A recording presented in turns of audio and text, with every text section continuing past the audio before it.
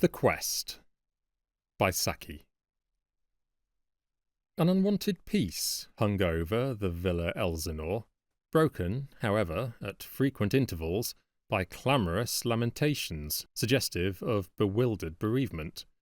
The Mombys had lost their infant child, hence the peace which its absence entailed. They were looking for it in wild, undisciplined fashion, giving tongue the whole time, which accounted for the outcry which swept through house and garden whenever they returned to try the home coverts anew. Clovis, who was temporarily, and unwillingly, a paying guest at the villa, had been dozing in a hammock at the far end of the garden when Mrs. Momby had broken the news to him. "We've lost baby!" she screamed. "Do you mean that it's dead, or stampeded, or that you staked it at cards and lost it that way?" asked Clovis lazily. "He was toddling about quite happily on the lawn," said Mrs. Momby tearfully, "and Arnold had just come in, and I was asking him what sort of sauce he would like with the asparagus." "I hope he said hollandaise," interrupted Clovis with a show of quickened interest, "because if there's anything I hate—" "And all of a sudden I missed baby," continued Mrs. Momby in a shriller tone. "We've hunted high and low, in house and garden and outside the gates, and he's nowhere to be seen." "Is he anywhere to be heard?" asked Clovis. "If not, he must be at least 2 miles away." "But where? And how?" asked the distracted mother. "Perhaps an eagle or wild beast has carried him off," suggested Clovis. "There aren't any eagles and wild beasts in Surrey," said Mrs. Momby, but a note of horror had crept into her voice. "They escape now and then from travelling shows. Sometimes I think they let them get loose for the sake of the advertisement. Think what a sensational headline it would make in the local papers. 'Infant son of prominent nonconformist devoured by spotted hyena.' Your husband isn't a prominent nonconformist, but his mother came of Wesleyan stock, and you must be allowed the newspapers some latitude." "But we should have found his remains," sobbed Mrs. Momby. "If the hyena was really hungry, and not merely toying with his food, there wouldn't be much in the way of remains. It would be like the small boy and apple story. There ain't going to be no core." Mrs. Momby turned away hastily to seek comfort and counsel in some other direction. With the selfish absorption of young motherhood, she entirely disregarded Clovis's obvious anxiety about the asparagus sauce. Before she had gone a yard, however, the click of the side gate caused her to pull up sharp. Miss Gilpet, from the Villa Peterhof, had come over to hear details of the bereavement. Clovis was already rather bored with the story, but Mrs. Momby was equipped with that merciless faculty which finds as much joy in the 19th time of telling as in the first. "Arnold had just come in. He was complaining of rheumatism." "There are so many things to complain of in this household that it would never have occurred to me to complain of rheumatism," murmured Clovis. "He was complaining of rheumatism," continued Mrs. Momby, trying to throw a chilling inflection into a voice that was already doing a good deal of sobbing and talking at high pressure as well. She was again interrupted. "There is no such thing as rheumatism," said Miss Gilpet. She said it with the conscious air of defiance that a waiter adopts in announcing that the cheapest-priced claret in the wine list is no more. She did not proceed, however, to offer the alternative of some more expensive malady, but denied the existence of them all. Mrs. Momby's temper began to shine out through her grief. "I suppose you'll say next that baby hasn't really disappeared." "He has disappeared," conceded Miss Gilpet, "but only because you haven't sufficient faith to find him. It's only lack of faith on your part that prevents him from being restored to you safe and well. But if he's been eaten in the meantime by a hyena and partly digested," said Clovis, who clung affectionately to his wild beast theory, "surely some ill effects would be noticeable." Miss Gilpet was rather staggered by this complication of the question.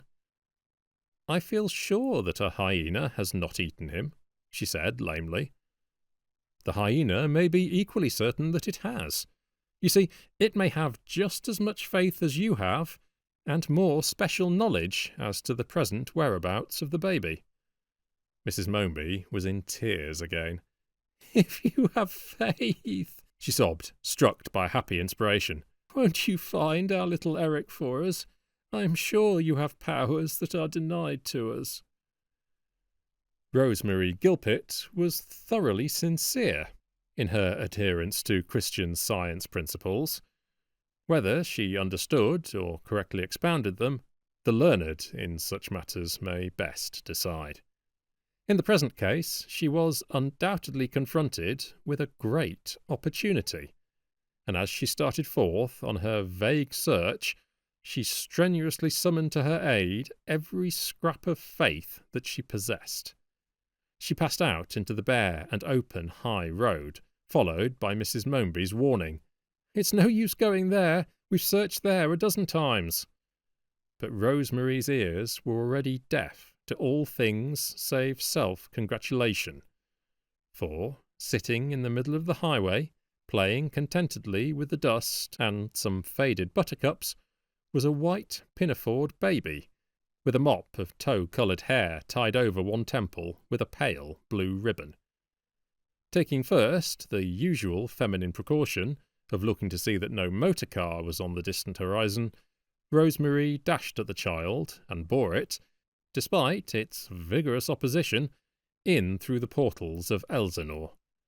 The child's furious screams had already announced the fact of its discovery, and the almost hysterical parents raced down the lawn to meet their restored offspring.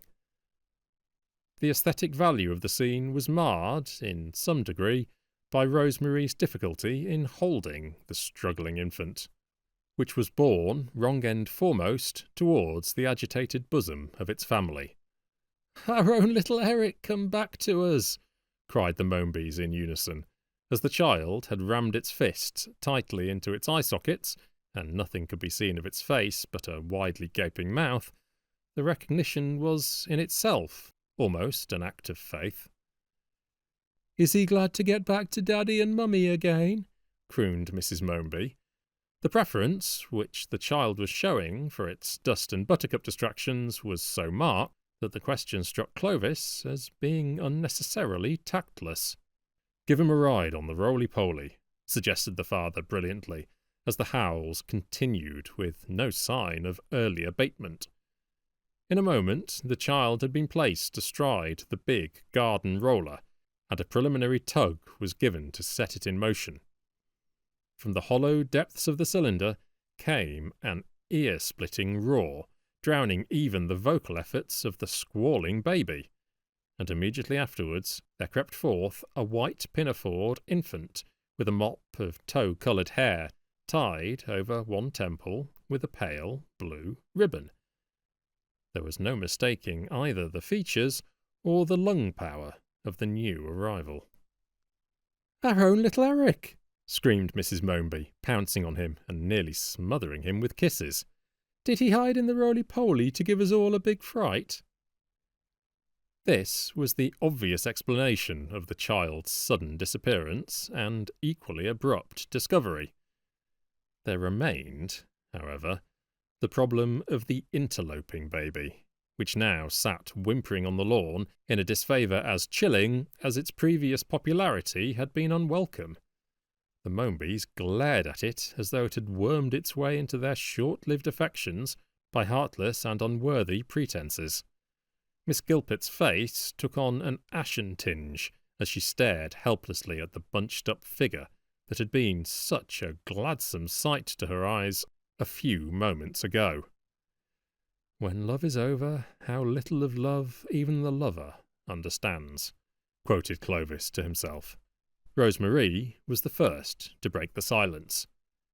"If that is Eric you have in your arms, who is that?" "That, I think, is for you to explain," said Mrs. Momeby stiffly. "Obviously," said Clovis. "It's a duplicate Eric that your powers of faith called into being. The question is, What are you going to do with him?" The ashen pallor deepened in Rosemary's cheeks. Mrs. Moanby clutched the genuine Eric closer to her side, as though she feared that her uncanny neighbour might, out of sheer pique, turn him into a bowl of goldfish. "I found him sitting in the middle of the road," said Rosemary weakly. "You can't take him back and leave him there," said Clovis. "The highway is meant for traffic, not to be used as a lumber room for disused miracles." Rosemary wept. The proverb, "Weep and you weep alone," broke down as badly on application as most of its kind. Both babies were wailing lugubriously, and the parent Moanbys had scarcely recovered from their earlier lachrymose condition. Clovis alone maintained an unruffled cheerfulness. "Must I keep him always?" asked Rosemary dolefully. "Not always," said Clovis consolingly. "He can go into the Navy when he's 13. Rosemary wept afresh. "Of course," added Clovis, "there may be no end of bother about his birth certificate. You'll have to explain matters to the Admiralty, and they're dreadfully hidebound." It was rather a relief when a breathless nursemaid from the Villa Charlottenburg over the way came running across the lawn to claim little Percy, who had slipped out of the front gate and disappeared like a twinkling from the high road. And even then, Clovis found it necessary to go in person to the kitchen to make sure about the asparagus sauce.